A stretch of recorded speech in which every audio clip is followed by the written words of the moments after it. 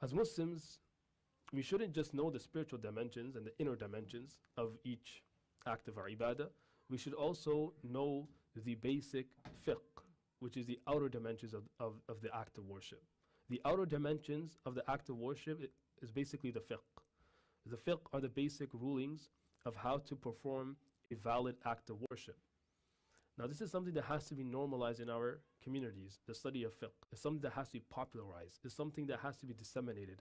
If Allah subhanahu wa ta'ala has made it obligatory upon you to fast, then by definition, you should also, it's now also necessary for you to learn the basic rulings that will help you perform a valid fast.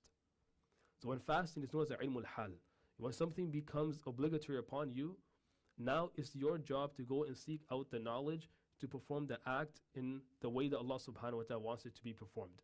This is what fiqh is.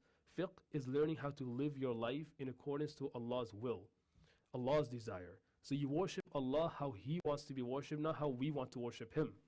Because if Allah had left it to us, the reality is that we wouldn't be worshipping Allah, we'd be worshipping our own nafs.